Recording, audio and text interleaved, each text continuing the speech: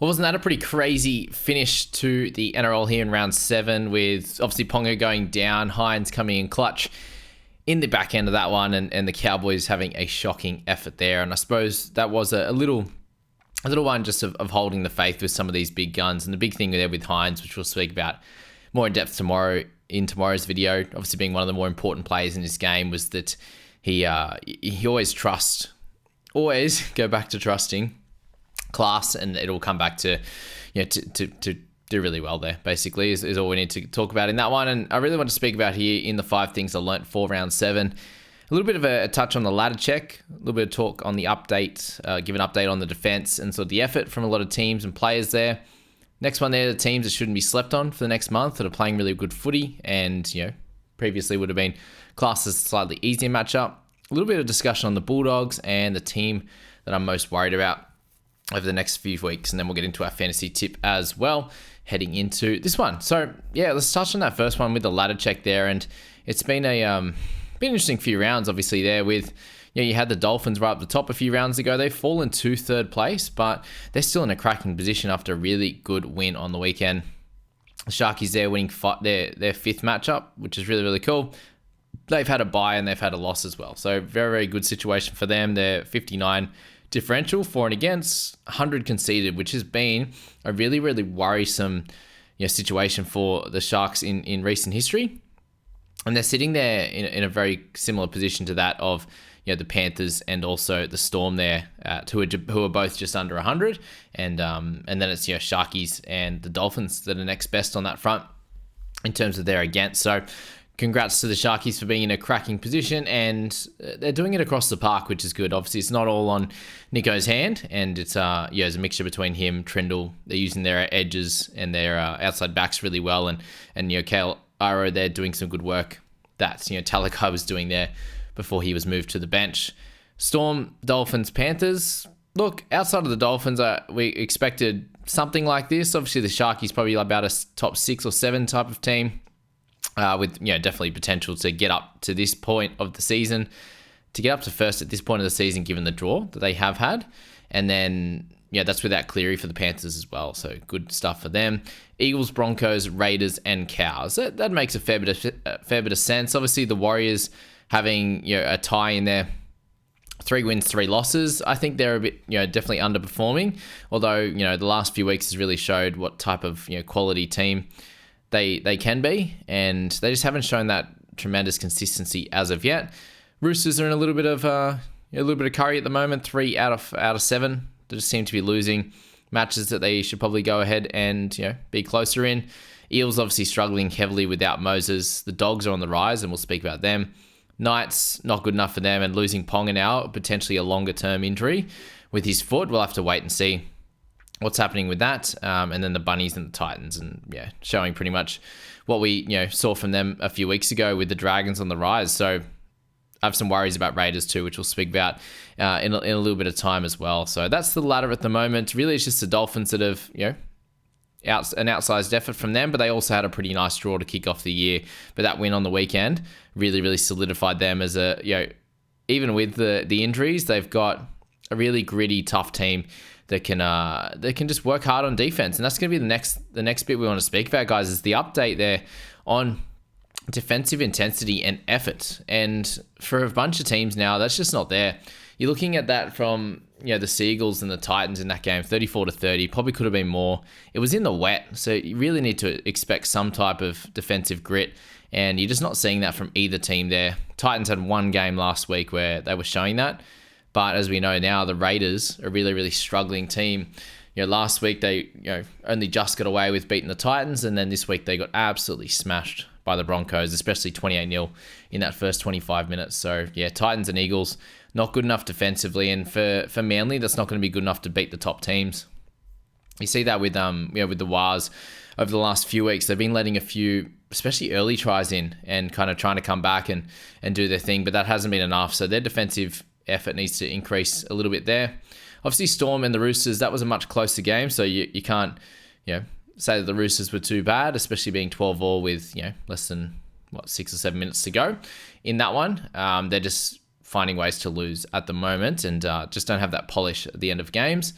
Eels, big worries on them with their defense at the moment. There seems to be high scoring games, at least 20 points for the opposition, and just playing in shootouts at the moment.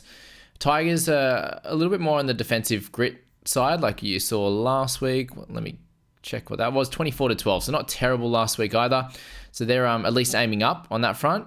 And that's exactly what you're seeing a little bit more from the Dragons at the moment, is actually just aiming up in defense as well. 24-12 last week. Victors, obviously, over the Tigers there was great news for them in that one, only keeping their last two opponents to 2 tries apiece. So that's where, they're winning. Obviously, they have some attacking weapons, but it's off the back of their defense for sure. You're seeing that with Panthers, obviously, each year the best sort of defensive team, them, Storm and the like, from week to week basis, year to year basis there. And the Dogs defensively have been really, really good. They kept Storm to an 18-16 victory, I believe, against them last week, and it just really shows where the Cowboys are at the moment. That game was diabolical for them. They obviously dropped the footy, especially in the second half, but the first half it was just defensively they weren't able to even keep Sharks down in their end. Sharks kicked to the corner a little bit. Some really deep kicks from Hines, especially, like Drinky's taking it sort of within his 10, kicking it from like 45 to 50 out, which was really, really good. And then if it wasn't a longer kick, it was a chip into that corner. So they had to work their way out of that left-hand corner, even if Drinky was getting it. It took them a few plays to get anywhere near sort of the 30 to 40 mark. And by that point, they had the defensive intensity to get into them. And that's just something that a lot of these teams are lacking at the moment. So that was the one I wanted to have a big focus on, because it's continuing to happen week in, week out. These teams are not aiming up at all. And you can see it. You don't have to be an expert in NRL to see defensive intensity. It's having a little bit of mongrel about you, someone getting up out of the line and hitting someone, right up under the ribs and getting into them like that, and just show that, we're here and we're not just going to let you do all the plans that you want to do. And that's the big thing. All these teams are so structured, right? They come into a game and they want to get into their set structures and get into certain plays that they've drawn up and go from there. And if you come with a little bit of a different defense, that's, a little bit more energy, players just don't have much time. Yes, you can, change up your defensive structure. Like I was listening to Josh Morris talk about him and what he focused on as a defensive center. And he'd have sort of 3 or 4 things that he would do to an opposing number. Each and every play would be different, right? And you're never giving him the same look. And that really helps, or being able to read eyes and stuff like that. So if you can do that defensively, that's obviously at the highest level. But as a team, it's just a defensive intensity. Just get it up. You've heard me say it enough now. But these teams just aren't doing it at the moment. And they're never going to be anywhere near the top 4, top 8 even, if they can't. And these teams that do sneak into the top 8 or just off, sheer attack, it's not going to work. Like the Cowboys, they're really flailing at the moment. And I don't expect them to even make the 8 if they continue to defend like this. It won't happen across the full season unless they improve that aspect. It's not going to, they're not going to go anywhere in this league, unfortunately. Number 3, they're the teams that shouldn't be slept on for the next month. And I want to give a shout out to the Dragons at the moment. They've been absolutely incredible over the last few weeks, especially. And this one's the big winner. Beating the Warriors at home was really, really cool, obviously. But just the way that they did it, and the Warriors were, with Johnson scoring first and a massive gap opening up on that try. Sometimes you see a lot of the time you see Dragons fold. And in this scenario, they were able to put the next few tries on, and Warriors weren't able to score till a lot later in the game. But by that point, the game was over. The Dragons had run away with this one and put in that massive effort to keep them out defensively and then kind of get them off their game a little bit. It's exactly what we saw. And the Dragons, as I said, really creeping up towards that top 8, and they are playing better footy right now than that of the Cowboys. Defensively, they're there, and they're scoring enough points. It's 24 last week, 30 this week, and I do think that they're going to be a team in form over the next month. Storm are kind of just scrapping their way to wins at the moment, not playing perfect, but finding a way to get it done, and that's their DNA. Dolphins, I'm actually really impressed by them in that game. Eels were really, really poor. So you could come out and see if the Dolphins, obviously, they're going to have a few of their big guys out still over the next few weeks. But if they bring that intensity, no team's going to smash them out of the park. And teams will have to play really well to beat them. So don't expect over the next few weeks the Dolphins will be easy beats. If they come out and they play fairly poorly, I think they could get done and dusted by a really good team. But any of these middle of the rung teams, I think they're going to be right in the fight. But Eels were very, very poor in that, just to give you an update if you weren't able to watch that one. We're looking at the next one being the Dogs is the big one I want to speak of, but we'll leave that to the end. Broncos looked much improved, and they will get Reynolds back, they will get Haas, and they will get Pierre Crew back. So they're a team you don't want to come up against over the next few weeks, that's for sure. And Sharky's looking great. But yeah, it's really just the Dragons, the Dolphins at this point that's looked really, really improved, and were the teams I wanted to focus on in that one for sure. Let's speak about the Dogs now, because that's they follow on from that number 3 point there. And the Dogs, guys, it's that they're bringing a little bit of both, aren't they now? So the Knights were absolutely diabolical in this game. So we'll touch on them first. And obviously with Ponga going down, they're just not playing well in general. They're dropping the footy. They just don't have a lot of clear shape. You can see there that they're trying to get Kaipis Paul into good space, and it's a mixture between him not running at space and they're just a bit muddled. And the amount of times in the first half when Ponga was moving a bit more freely, second half and sort of right at the back end of the half and then early second half, he was obviously hampered by the hip and then ended up being the foot injury. But the amount of times he was running both sides, right? And they just kept going short.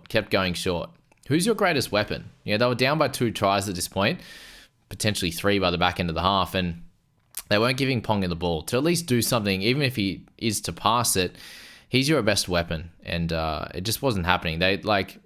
You completely understand if he's going to, every second or third time you give it to Ponga, but it was just short every play, or Hastings dummy or something like that, which has worked close to the line with Hastings, but not as much out 40, 50 meters away. And I just think that was something that they were lacking on providing him with good ball, early ball. But yeah, a team that just didn't have a lot to go forward, and relying on guys like Dylan Lucas to score all your tries. And he got one, he could have got a couple there, and just wasn't to be at all for the Knights. But the Dogs on their front, doing every single thing that they need to do to win games. They're playing incredible defense for a team that has so many injuries. We should be looking at the Bulldogs at the moment like we look at the Dolphins coming into this week. Oh, they've got so many injuries. We probably have to tip against them. And I did. I tipped the Eels in this one. I had a good week of tipping in the end. You're getting 6 right. I got the Warriors wrong, and I got the Eels. So 2 in a row I got wrong, but have been tipping really well this week. And I got that wrong. And we should be looking at the Dogs right now like we're looking at the Dolphins, because they have so many injuries, right? And whoever comes in, they just step up and they play great. Hughes is going over for tries. He's defending fairly well. Salmon in there at the edge. They got Bailey Hayward coming on and doing great things. And Max King was back this week. Josh Curran did great work, and their outside backs are really standing up defensively. Obviously, I think having Stephen Crichton on that right edge defense is super important. Bronson Sherry, Kickow, and then Addo-Carr are absolutely dynamite in defense, but clearly in attack, with Burton on that left hand side, and they're able to create weapons now, which they have in that team through that left edge. And then they have Tracy was doing really, really well at fullback again in this one, and then you have Carraz, who's able to finish really strongly and get out of trouble. Great for the Doggies. So very, very impressed with what they're coming up with, and they're no easy beat. I think that the top teams, if they come out and play well, they've got enough firepower to get over the top of a Dogs team that's fairly decimated. But those teams that are kind of just going okay, just plodding along, they'll get beat by the Dogs over the next month. So I'm so impressed by them, and that's my big focus for them this week. And yeah, the team I'm most worried about, runner-up, is the Cowboys, just defensively, but it's something we've spoken about all year. Attack, they've got it. Defensively, not so much. But the Raiders, man, this is a tough situation. So they've got very likely that Fogarty's going to be out fairly long term. It could get very lucky, and it could be 3 to 6 weeks. But let's just say it is 4-5 weeks there. So a month out. They don't have a noted 7 in their team. So does that mean Ethan Strange takes the 7 reins? Does that mean KO Weeks comes in? Do they find one of their younger 18-year-old halfbacks, especially when you've got Chevy Stewart playing at fullback, and just just worked his ass off on the weekend, that's for sure. But he's still got a lot to learn in this league. It's going to be super tough for the Raiders over the next few weeks to end up in a really good position to do well and win games, especially when, like, I think they do come up with against a couple of tougher ones. If we got next week, Raiders come up against the Sharks now, which puts them in a situation that's extremely tough, and they do have their bye in round 10, so they got round 8 and round 9 to get through against the Sharks at the last game of the round next week, and then to get through that round 9 one before their bye, and hopefully that Fogs is back. But if he's not, they're in a lot of strife, and I'm really, really worried for the Raiders coming into next week and the next month. And if it is 3 months for Fogs and he misses the bulk of this season, it's super upsetting for him and for that team, because he's been the heart and soul. Like he's been doing so many good things, and they've got Horsburgh out for a while. They've got Hosking out for a long time. A lot of their experienced, important leaders, to be honest, are not playing, and they're in a lot of strife. So they're the things I wanted to focus on there. And then the fantasy tip for the week. So last week we spoke about continuing to hold. And if you're not holding, you're trading out injured guys or whatever else is, you're going for the upside plays. And thankfully for myself, that worked out this week with Blore and how he has a lot of upside. I think Plath, minutes upside, work ethic, great for fantasy, obviously. And all it takes is sort of 1 week for it all to turn around. And that's what happened with Hines this week. It has been the sort of 70-odd, 50-odd, 70-odd, 50-odd. And that happened again with an 80-odd this week before updates. But certain players like Carrazzo's a little bit worried about coming into the last few weeks, and then he's done really, really well. They're actually giving him some decent ball. The Dogs are playing better, going a little bit left to right sometimes, which is great. But those types of players with upside, it will turn around for him. So if you've got a player like that who has that potential upside, try and stick around with them, because we've got 3 trades a week right now. As I said, really you're only making 3 if you have 3 injured players. Like if it's Fogs, Ponga, this week is probably how it's going to go, right? Or you've got players losing money, duds like Hutcho Levi, obviously, so no luxury trades at the moment, and in my opinion. Otherwise, you will get found out a little bit. And this week's tip, guys, it's again sort of only trade for injuries, in my opinion, or guys that have been dropped, or suspensions and the like, because this season's cooked, man. Like injuries are going nuts, suspensions, all the things, right? The trades right now, I believe, are worth more than the luxury of getting a couple extra points, right? I get an extra 20 points or 30 points this week, because I know you won't see it now. It's going to absolutely cook us later on. I'm absolutely talking to myself here because I've max traded going into after 7 rounds. I'm in a much better position now after this week. I think over the next bunch, this week might be a 1 or a 2. Like if Gutho's out and Fogarty, I'll probably have to trade them. It sounds like Gutho, his knee is not great. Apparently he's getting like injections to take out fluid from his knee at the moment. So that's showing why he's not running the footy all that much, and he looks pretty awful, to be honest with you, out there. He had an injection to take some out before this game on the weekend. But it's going to cook us very soon. So I'm going to keep saying it weekly because I need to hear it myself, and I think you guys need to hear it as well, that this is a long season, and we've already used, 6 weeks of trading and 13 trades that I've used personally out of 44 that we get, if I'm correct. Yeah, 44. So 31 trades to go for just over 20 rounds. So it's only 1 and a bit a week. And, we've got 3 available. We're going to have 4 available eventually.